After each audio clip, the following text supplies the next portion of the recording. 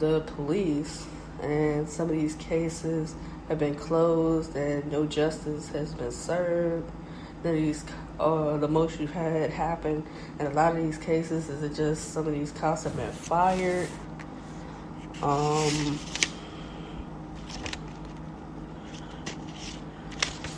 Yeah, we need justice. And the NBA and the WNBA have been showing their support for the Black Lives Matter with wearing the shirts. WNBA has been wearing shirts that say your name. They've been wearing shoes that tell you the names of the ladies that have been killed. The opening weekend of WNBA was in memorial of Breonna Taylor. A lot of the WNBA players are wearing Breonna Taylor's name on the back of their jerseys to let people know that the fight for justice in her case is not done. Big salute to Angel McCoughtry of the Las Vegas Aces, because that was her idea for the WNBA players to be able to wear the names of Breonna Taylor on the back of their jersey. She worked hard to reach out to the family and to the league to make that happen, and she got that accomplished. The NBA players have been taking a knee during the national anthem. They've been wearing shirts supporting Black Lives Matter. Yes, recently you had some controversy in the NBA about Black Lives Matter. The young guy for the Orlando Magic just last night, and was injured. He was injured. He tore his ACL in his left knee. And no sooner as I hopped on Twitter, everybody was saying that was karma for him. Decided not to wear the Black Lives Matter shirt and decided not to kneel with his fellow brothers as far as the NBA. I'm not one to knock a person and kick a person while they're down, but he did single himself out with deciding not to kneel and deciding not to wear that shirt in unity with the rest of the league. Also, you had Miami Heat's forward Myers Leonard. He wore the Black Lives Matter shirt. The only thing is, during the national anthem, he stood. Now, he had conversations with his fellow Miami Heat teammates because he wanted to pay respect to his brother who's done multiple tours in the military and helping to protect this country. So, in his case, yes, I understand. And you know, he even admitted during the hard conversations he had with his teammates that he was torn between the two because he wanted to show support for Black Lives Matter. He wore the shirt, but he knew that some people would have an issue with him standing for the national anthem, you know?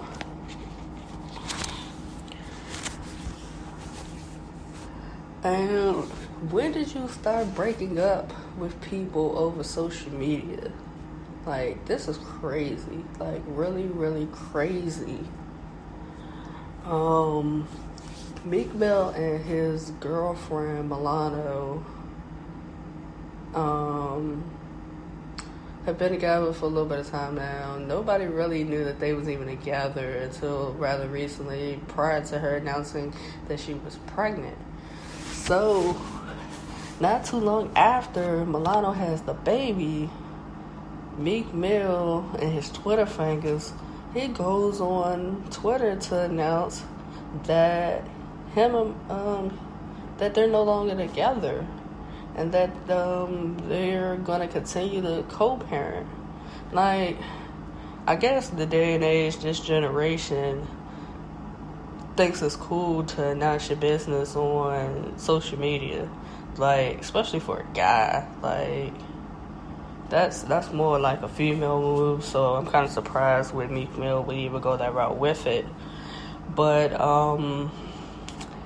Yeah, I think if you're gonna break up with a person, do it behind closed doors, and then let the world find out, because people nosy, and somebody put it out there. Shade Room, Jasmine Brand, one of them will put it out there, and the world will know.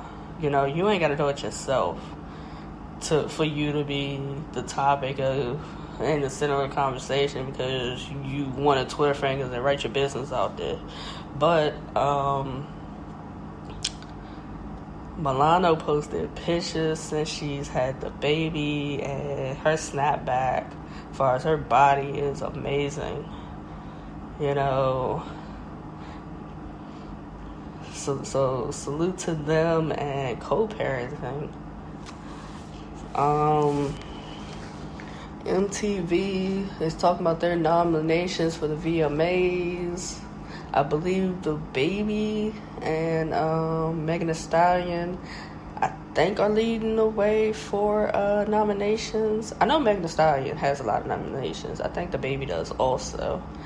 But DMV's own Wale feels as though he was snubbed for a nomination. Now,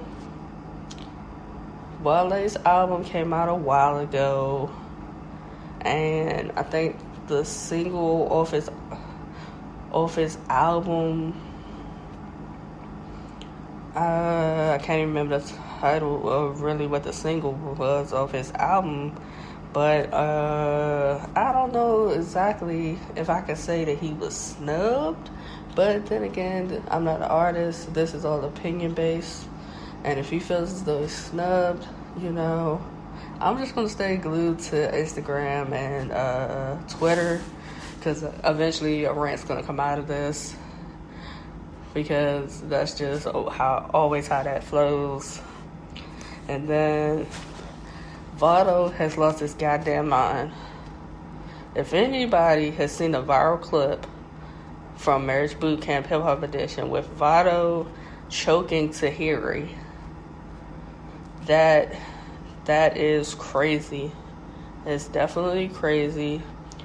And we're not going to start normalizing men putting their hands on women. In no shape, way, or form are we normalizing putting your hands on a woman. Now, I see a lot of people on social media saying that Tahiri provoked him by throwing something at him and the way that she was talking to him. All of this is based off of a activity that they were supposed to do with their partner. And you were wearing the little buzz thing that you could buzz them if they did any one of the three things that were things that basically get on your damn nerves.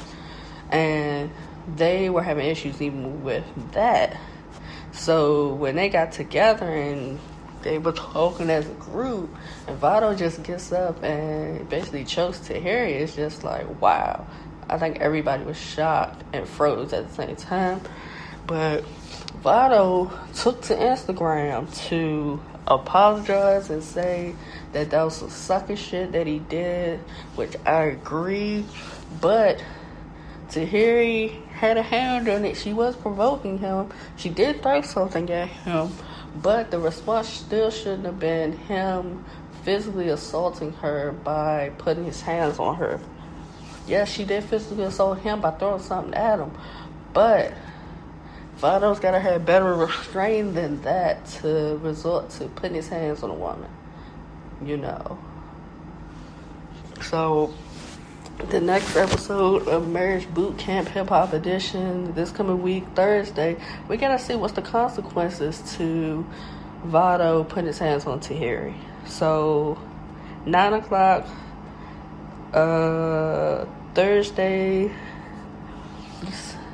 at WeTV, definitely tune in to that. Nicki Minaj being pregnant and her husband being a sex offender.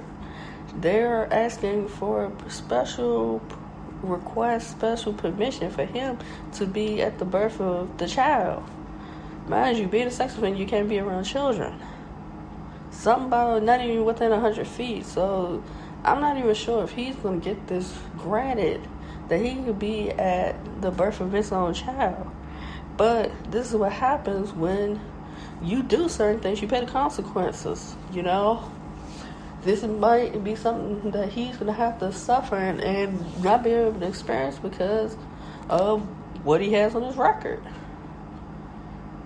And I hope when he has his own child that he'll work to not put himself in certain predicaments, you know. You just gotta, I know you live and you learn, but it's just certain things you can't respect. And being a sex offender is definitely one of those things that you don't want to be labeled as.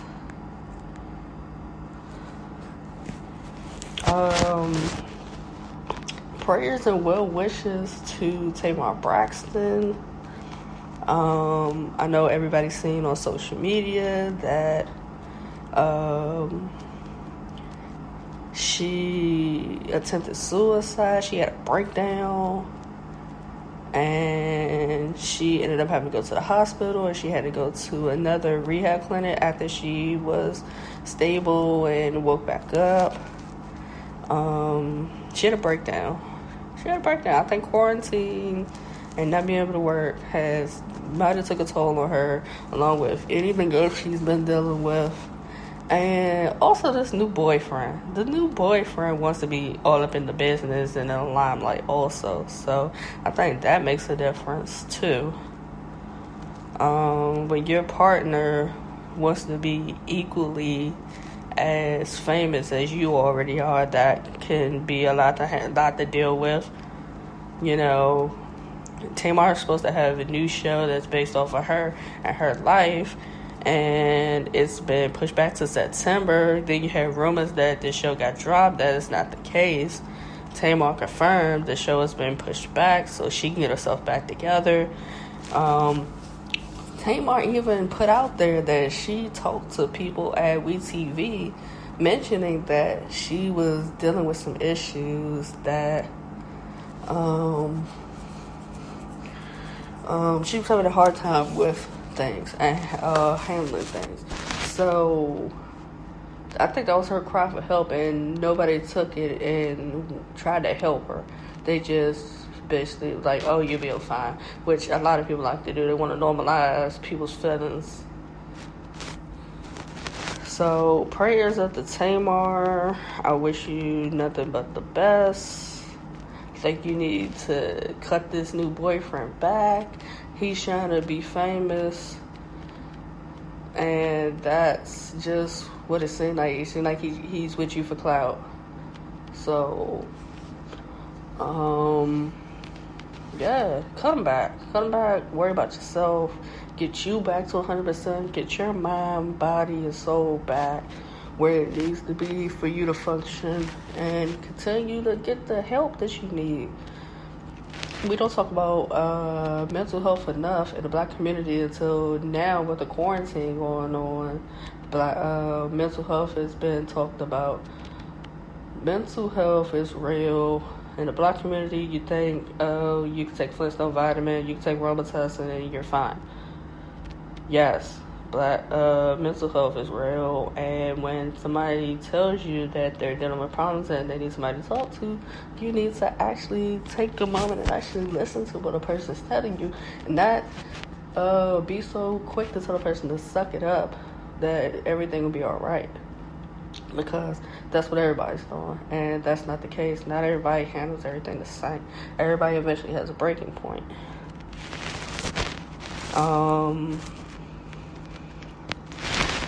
Rihanna recently dropped Fenty Skin. Rihanna already has Savage Fenty, which is her lingerie and activewear and personal items for the ladies.